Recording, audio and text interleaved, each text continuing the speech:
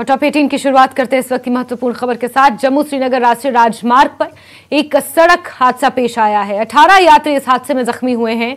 दुर्घटना में Jammu Kashmir number plate वाला एक मेटाडोर दुर्घटनाग्रस्त हुआ है। मेटाडोर बट्टू से रामबन की ओर जा रही थी। जानकारी के अनुसार ढालवास में मेटाडोर पलट गई। इस हादसे में 2 लोगों को गंभीर चोटें आई हैं। घायलों को जिला अस्पताल पहुंचाया गया है, जहां उनका इलाज जारी है। Jammu Srinagar national highway Matador के पलटने से यह हादसा हुआ है। मेटाडोर हादसे के शिकार होने की वजह से तकरीबन 16 से 18 अफराद के जख्मी होने की इतलात है, जिसमें से 2 शदीद अफराद जख्मी को मेडिकल कॉलेज जम्मू और मेडिकल कॉलेज श्रीनगर रेफर किया गया है। बाकियों का इलाज इस वक्त जिला अस्पताल रामबन में जारी है। ताहम कुछ जिनमें मामूली चोटें आई थे उन्हें इब्तदाई इलाज व मुआलजे के बाद यहाँ से छुट्टी दे दी गई है। जो इतलात हमारे पास है उसके मतलब ये कहा जा रहा है कि गाड़ी में ओवरलोड सवारी थी और उसके अलावा उस मकाम पर गाड़ी ओवरटेक कर रही थी। ओवर स्पीड होने की वजह से गाड़ी हादसे के शिकार होगी। उसके बाद ट्रैफिक मूवमेंट है काफ़ी देर तक वहाँ पर मुतासिर रहा। उसके बाद ट्रैफिक पुलिस और वहाँ पर तामीराती कंपनी ने उस गाड़ी को सड़क से हटाया और जख्मियों को पुलिस और मकामी रजाकारों की मदद से जिला अस्पताल रामबन मुंतकिल किया गया। ताहम इस मसले में चंद्रकोट पुलिस ने मामला दर्ज करके कानूनी कार्रवाई शुरू कर दी है, लेकिन यहाँ पर एक जिम्मेदारी ड्राइवरों की बनती है कि वो जब भी जम्मू श्रीनगर नेशनल हाईवे पर गाड़ियाँ चलाते हैं या मुसाफिर बरदार गाड़ियाँ चलाते हैं तो एहतियात और संजीदगी का मुजाहिरा करें, क्योंकि वो अकेले सफ़र नहीं कर रहे तो उनके हमरा कहीं ऐसी जानें होती हैं जिनकी हिफाजत भी उनकी जिम्मेदारी है। इस दिन में इंतजामिया, मोटर व्हीकल डिपार्टमेंट और ट्रैफिक पुलिस को भी बेदारी मुहिम चलाने की जरूरत है ताकि ड्राइवर एहतियात से जम्मू श्रीनगर नेशनल हाईवे पर गाड़ी चलाए। और जिला रामबन चूँकि पहाड़ी इलाका है, यहाँ पर हर जगह गाड़ियों को एहतियात से चलाना जरूरी है ताकि हम किसी बड़े हादसे से बच सके। न्यूज़ 18 जम्मू कश्मीर लद्दाख हिमाचल के लिए रामबन से बिलाल बाली। जम्मू की विशेष टाडा अदालत में सुनवाई 2 मामलों में रूबिया सईद अपहरण और IAF कर्मियों की हत्या की सुनवाई हुई है और सुनवाई की तारीख को आगे बढ़ाया गया है। सुनवाई के दौरान यासिन मलिक वर्चुअली मोड पर पेश हुए। अब इन दोनों मामलों की अगली सुनवाई जुलाई के मध्य में होगी। IAF कर्मियों की हत्या मामले की सुनवाई 14, जबकि रूबिया सईद अपहरण केस की सुनवाई 15 जुलाई को होनी है।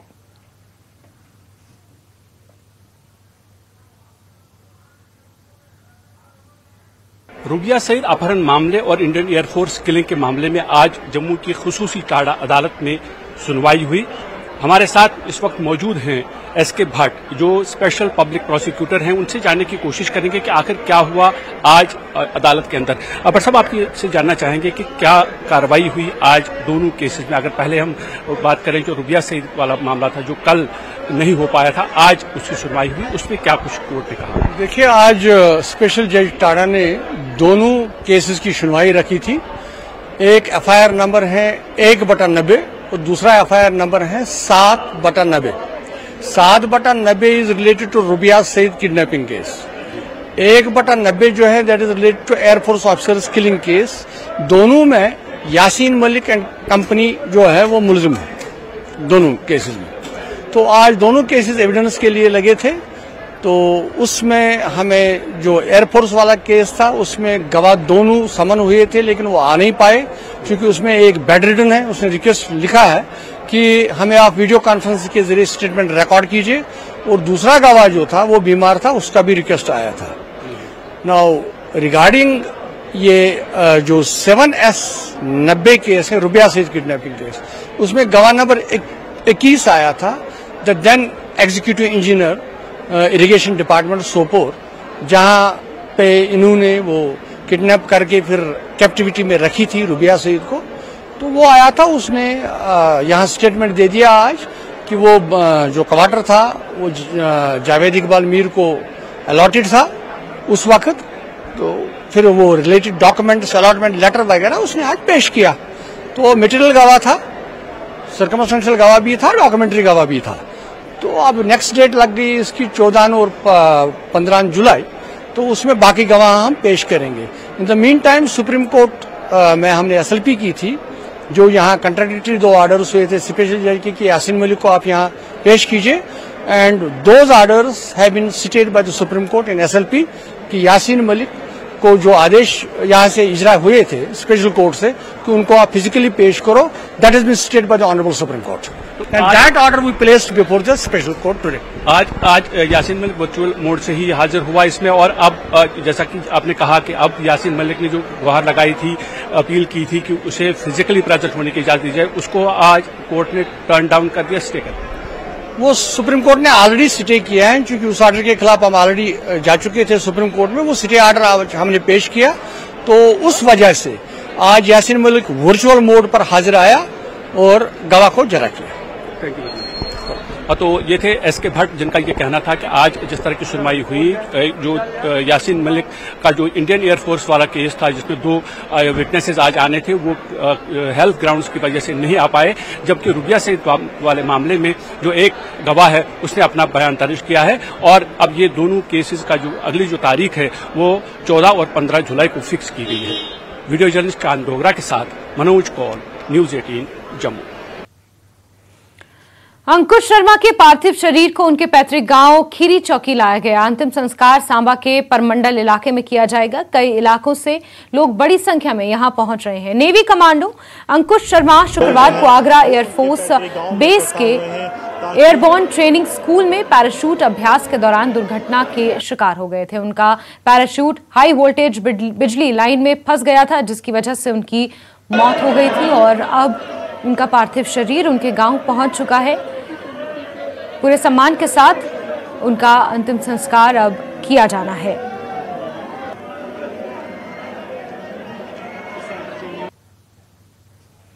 आगरा में एक हादसे के शिकार हो गए थे और उनका पार्थिव शरीर उनके गांव पहुंच चुका है।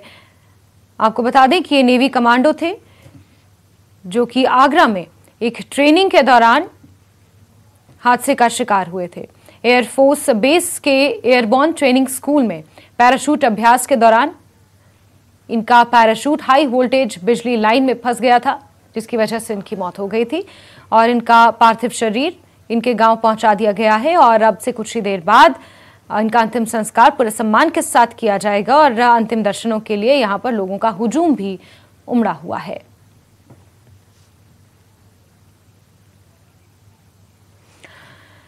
मुर्गन टॉप बंद होने के कारण किश्तवाड़ जिले की 2 खूबसूरत तहसील मड़वा और वाडवन में राशन और अन्य खाद्य सामग्री की भारी कमी का सामना लोगों को करना पड़ रहा है। 5 माह से बर्फबारी से घिरे लोगों को 3 किलो चावल और 2 किलो गेहूं प्रति व्यक्ति उपलब्ध कराया जा रहा है।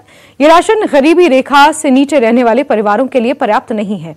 लोगों ने राशन के पैमाने में भारी कमी पर चिंता व्यक्त करते हुए सरकार से पुनर्विचार करने की अपील भी की है।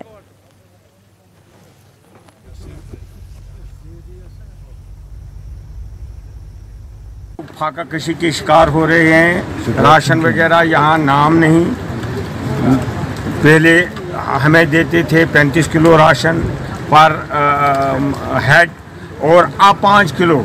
वो 5 किलो भी फ्री गवर्नमेंट ने ऐलान किया। हमें फ्री की ज़रूरत नहीं। अगर हमें कॉस्टली 10 किलो के हिसाब से राशन मिलता वो सबसे बेहतर था हमारे लिए, क्योंकि ये कट ऑफ इलाका है। आपने खुद देखा है इसमें कितनी बर्फ़ पड़ती है।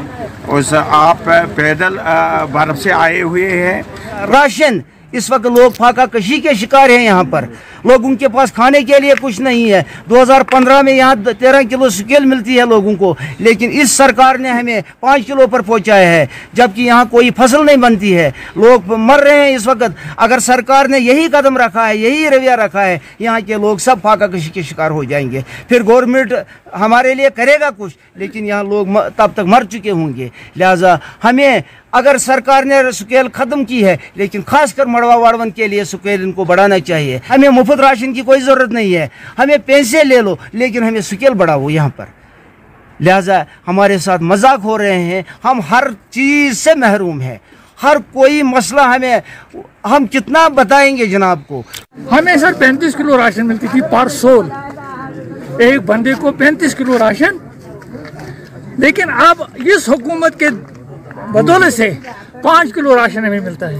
5 किलो से हमें गुजारा नहीं है। यहाँ के ज़मींदार लोग हैं, फसल हमारी कम निकलती है, बेशक हम ज़मींदार हैं, लेकिन यहाँ त्रुम्बा बनता है, जौ बनती है, आलू बनते हैं, वो भी कम मिकदार में मिलता है।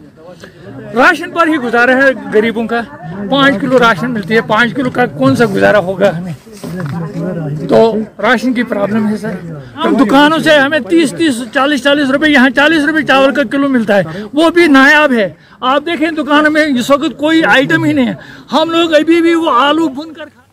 और खबरों का सिलसिला जारी है, लेकिन वक्त एक छोटे से ब्रेक का।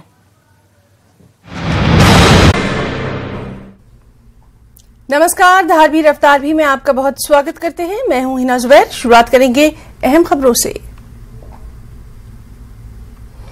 जम्मू कश्मीर गृह विभाग का निर्देश, 607 नए पोस्ट क्रिएट करने का आदेश। पाकिस्तान से लगी सीमाओं के चलते फैसला, एंटी इन्फिल्ट्रेशन ग्रिड को किया जाएगा मजबूत।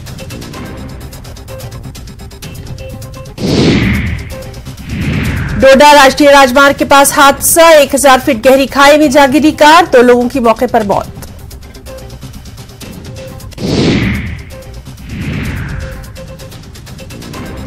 श्रीनगर के छताबल के वीर इलाके में भीषण आग, 3 रिहायशी घर जलकर खाकस्तर। घटना के तुरंत बाद आग बुझाने के लिए दमकल की गाड़ी मौके पर पहुंची और आग बुझाने के लिए अभियान चलाया गया। आग लगने के कारणों का पता नहीं चल पाया। स्थानीय लोगों के मुताबिक आग लगने का कारण शॉर्ट सर्किट। लोगों ने पीड़ित परिवारों को मुआवजा देने की मांग। ब्रेक के बाद आगे बढ़ेंगे। कर्नाटक का चुनाव के रुझानों से कांग्रेस में उत्साह और खुशी की नई लहर दौड़ गई है। 224 सीटों वाली विधानसभा में कांग्रेस करीब 134 सीटों पर आगे चल रही है, यानी उसे बहुमत से भी 20 सीटें ज्यादा मिलती हुई नजर आ रही हैं। वहीं बीजेपी 64 सीटों पर सिमटी दिख रही है। नतीजों से देश भर में कांग्रेस कार्यकर्ता जश्न मना रहे हैं। बीजेपी खेमे में मायूसी छाई है।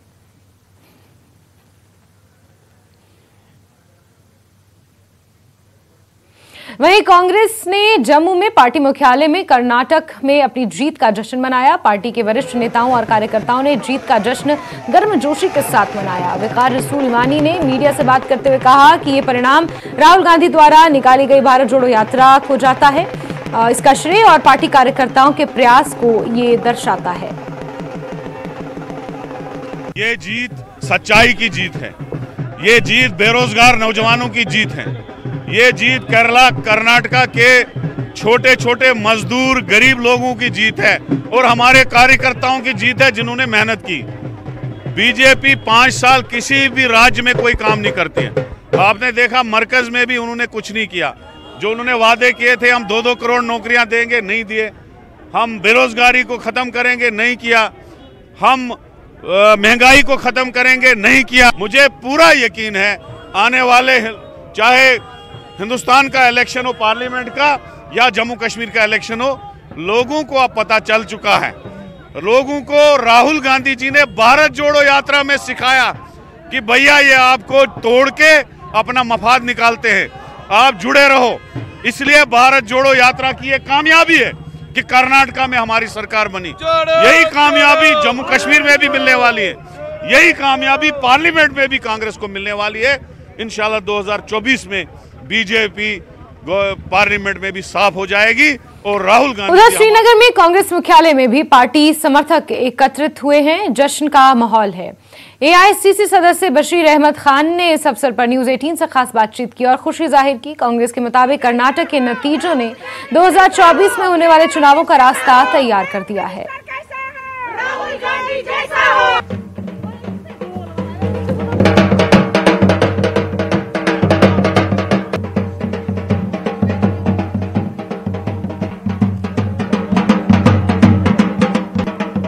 ये हिंदुस्तान की जमहूरियत की जीत है। एक्चुअली आज हिंदुस्तान के अवाम ने खुद दिखाया कि उनके पास जमहूरी ताकत क्या होता है और बीजेपी की तानाशाह गवर्नमेंट को उन्होंने जमहूरियत के जरिए बाहर धकेल दिया और हमारे लिए एक मैंडेट मिला है कर्नाटका में। और राहुल जी का जो सोच है, खिदमत का सोच, उनके लिए हम खिदमतगार रहेंगे और आगे भी उनके लिए जो भी उनके हमने मैनिफेस्टो में वादे किए उनको पूरा करेंगे। 2 ही फोर्सेस हिंदुस्तान के अंदर है, एक तो बीजेपी का फोर्स है, एक इंडियन नेशनल कांग्रेस का फोर्स है जो सेक्युलर फोर्स है। और हिंदुस्तान की आवाम ने आज पहचाना है उस फोर्स को। और खासकर जब राहुल जी कर्नाटक से कश्मीर आए, जो कश्मीरियों ने जो जम्मू कश्मीर में, खासकर कश्मीर में लोगों ने प्यार दिया है। और बिल्कुल 100% कांग्रेस यहाँ जीतेगी, क्योंकि यहाँ के जो भी हुकूक है जम्मू कश्मीर के लोगों को, वो सिर्फ एक पार्टी दे सकती है, वो इंडियन नेशनल कांग्रेस है। और राहुल जी को पूरे जज्बात है जम्मू कश्मीर के, खासकर कश्मीरियों के। वो खुद कहता है मैं कश्मीर से हूँ। पहले मैं बधाई देना चाहूंगा कर्नाटक के लोगों को, और वहाँ जो डीके हमारे हैं, जो पीसीसी के चीफ है वहाँ, उनको बधाई देना चाहता हूँ। और जो इंडिया के पॉपुलेशन, उनको कि उन्होंने अब खोटे और अच्छे में उन्होंने फर्क करना अब सीखा है। हमेशा खोखले नारे नहीं चलते हैं। वहां कर्नाटक में प्राइम मिनिस्टर का चेहरा खुद गया, अमित शाह जी खुद गए, और वहां ऐसे ऐसे नारे लगाए कि जो मेरे ख्याल से उनका भी एफआईआर होना चाहिए, लेकिन अभी तक नहीं हुआ, क्योंकि पूरा जो सिस्टम उन्होंने बंद करके रखा है, अपने हाथ में सिर्फ 2 लोग चलाते हैं। लेकिन लोगों को पता चलता है ये जो मजहब का सियासत वो करते हैं, ये लोगों ने नकार दिया। लोग चाहते हैं क्या सेकुलर हो, सेकुलर एक कांग्रेस वाहिद एक जमात है जो सेकुलर जमात है, जो हिंदू मुस्लिम सिख ईसाई को आज तक 150 साल पहले से लेके चली आई है। और ये वाज़ेह पैगाम है लोगों के लिए, इंडियन जितने भी लोग हैं उनके लिए वाज़ेह पैगाम है। ये 24 की जीत है हमारी। आज ही मैं ये लिख के देता हूं। कर्नाटक के रुझानों पर सीएम सुक्खू ने भी खुशी जताई है। पूर्ण बहुमत से सरकार बनाने की उम्मीद भी जताई है। शीर्ष नेतृत्व कर्नाटक के नेता और कार्यकर्ताओं की मेहनत का इसे परिणाम बताया है। कर्नाटक चुनाव के रुझानों में बहुमत से बहुत आगे है कांग्रेस, और कांग्रेस प्रदेश मुख्यालय में जश्न मनाया जाएगा। दोपहर बाद 3 बजे जश्न का आयोजन होगा।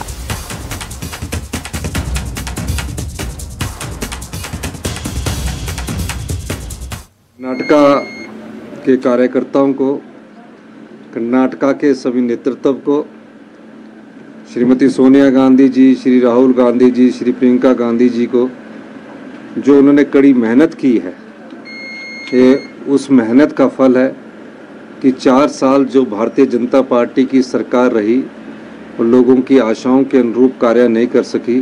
और कर्नाटक की जनता ने, जब हम कर्नाटक गए हुए थे, ये मन बनाया हुआ है था कि इस बार हो कांग्रेस के पक्ष में आए खड़े होंगे। और जिस प्रकार के रुझान अभी नज़र आ रहे हैं, उससे ऐसा प्रतीत हो रहा है कि कर्नाटक के लोग हम पूर्ण बहुमत की सरकार कर्नाटक में बनाने जा रहे हैं। हनुमान जी की भक्ति कर्नाटक चुनाव में इस बार सबसे बड़ा चुनावी मुद्दा रही, जिसके नतीजे आने से पहले प्रियंका गांधी आज शिमला के प्रसिद्ध जाखू हनुमान मंदिर पहुंची। प्रियंका गांधी वाड्रा ने इधर हनुमान जी की पूजा की, तो उधर कांग्रेस को कर्नाटक में हनुमान जी का आशीर्वाद भी मिलता हुआ नजर आ रहा है। बजरंग बली की शरण में पहुंची प्रियंका गांधी।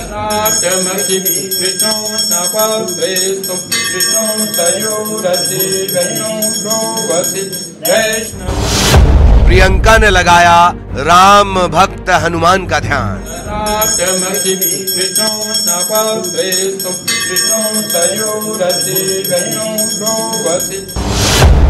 जाखू हनुमान मंदिर में की विधिवत पूजा पाठ।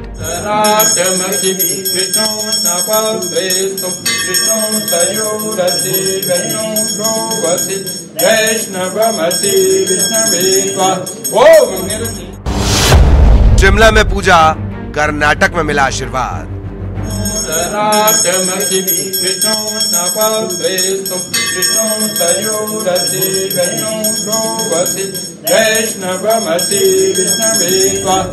सिर पर पल्लू और हाथ में दिया, पूरे विधि विधान के साथ महाबली हनुमान की आरती करती ये है कांग्रेस की महासचिव प्रियंका गांधी, जो शनिवार सुबह शिमला के ऐतिहासिक जाखू हनुमान मंदिर पहुंची।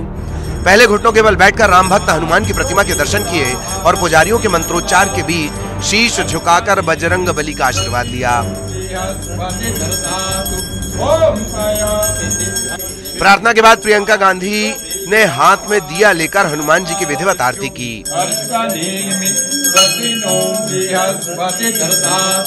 आरती के बाद प्रियंका गांधी मंदिर के एक हिस्से में पालथी मारकर बैठ गईं और आंखें बंद कर हनुमान जी के ध्यान में लीन हो गईं। मंदिर में प्रियंका की पूजा की ये तस्वीरें ट्विटर पर कांग्रेस की तरफ से पोस्ट की गईं, जिसमें लिखा था, आज कांग्रेस महासचिव श्रीमती प्रियंका गांधी जी ने शिमला स्थित प्रसिद्ध जाखू हनुमान मंदिर में पूजा अर्चना कर देश की सुख समृद्धि की प्रार्थना की। हनुमान मंदिर में प्रियंका की पूजा की इस तस्वीर को कुछ लोग कर्नाटक चुनाव के नतीजों से भी जोड़कर देख रहे हैं, क्योंकि वहां के चुनाव में इस बार बजरंगबली के नाम का शोर सबसे ज्यादा सुनाई दिया। बहरहाल पूजा के बाद प्रियंका गांधी मंदिर से बाहर निकली तो कई लोग उनके साथ सेल्फी लेने लगे। प्रियंका ने खुलकर लोगों से बात भी की, तस्वीरें भी खिंचवाई। एक तस्वीर में वो एक बुजुर्ग महिला के साथ बेहद आत्मीयता के साथ मिलती हुई दिखाई दे रही हैं। आपको बता दें कि प्रियंका गांधी गुरुवार से ही शिमला में हैं और कुफरी के पास छराबड़ा स्थित अपने घर पर रुकी हुई हैं। उनके साथ उनकी मां और पूर्व कांग्रेस अध्यक्ष सोनिया गांधी भी शिमला के निजी दौरे पर हैं। रणवीर सिंह, न्यूज़ 18, शिमला।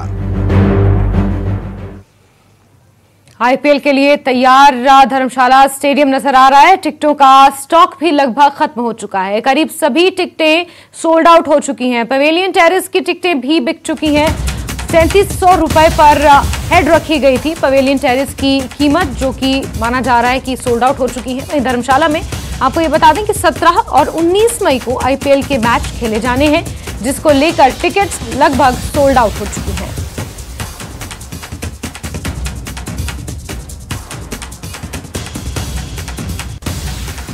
आईपीएल मैचों को लेकर धर्मशाला स्थित स्टेडियम को पूरे तरीके से तैयार कर दिया गया है। यहां इंफ्रास्ट्रक्चर को भी पूरे तरह से एचपीसीए ने रिपेयर कर दिया है, ताकि स्टेडियम की आंतरिक खूबसूरती पर किसी तरह का कोई बदनुमा दाग नजर न आए। मैच के दौरान जहां स्टेडियम की आउटफील्ड में बरमूडा और राई ग्रास की खूबसूरत हरियाली दर्शकों को अपनी ओर आकर्षित करने वाली है, तो वहीं धौलाधार की बर्फीली वादियां गर्म मौसम में भी दर्शकों को सर्दी का एहसास करवाएंगी।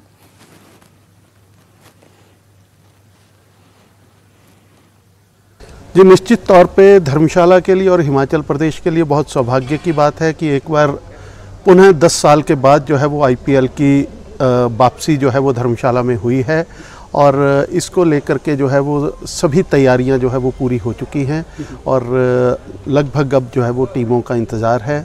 और 17 और 19 मई के होने वाले मैचेस का दर्शक और टीवी के ऊपर भी इसके खूबसूरत दृश्य को देखेंगे, मैच को भी देखेंगे, और धर्मशाला की खूबसूरती को जो है उसको भी अच्छे से निहारेंगे।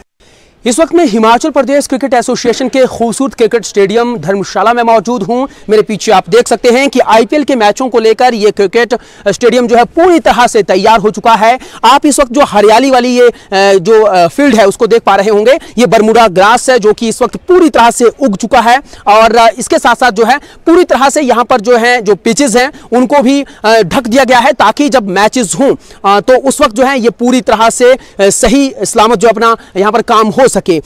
इसके अलावा मैं आप लोगों को बता दूं कि बहुत जल्दी यानी 17 और 19 मई को यहां पर जो है आईपीएल के रोमांचक मैच जो है यहां पर होने वाले हैं। मेजबान टीम पंजाब किंग्स और दिल्ली कैपिटल्स के बीच में 17 मई को पहला मैच होगा, तो इसके अलावा 19 मई को जो है मेजबान टीम पंजाब किंग्स और राजस्थान रॉयल्स के बीच में जो है ये दूसरा मैच यहां पर होने वाला है। लेकिन जो मैच देखने के लिए यहां पर पहुंचते हैं उनका जुनून, उनका जोश और उनका उत्साह काबिले तारीफ होता है, देखते ही बनता है, और हमेशा यहां पर जो है स्ट्रेंथ बहुत ज्यादा बढ़ जाती है। धर्मशाला से कैमरा पर्सन राजकुमार कौंडल के साथ विचित्र शर्मा, न्यूज़ 18 हिमाचल। छात्रवृत्ति घोटाला मामले में गिरफ्तार 3 आरोपियों को शिमला की सीबीआई अदालत ने 3 दिन के रिमांड पर भेजा है। सीबीआई ने तीनों आरोपियों को शिमला से ही गिरफ्तार किया। ये घोटाला 11 करोड़ से ज्यादा रुपए का है, जिसमें आरोपियों पर ओबीसी, एससी, एसटी वर्ग के छात्रों की छात्रवृत्ति के पैसे के गबन का आरोप लगा है।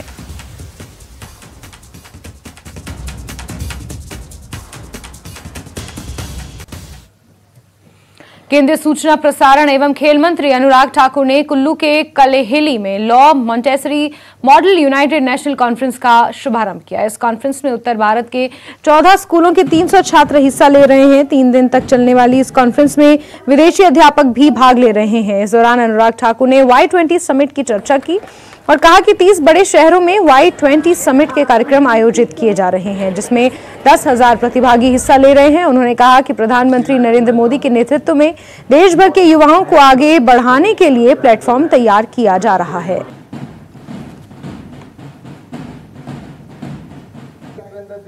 performing the karate.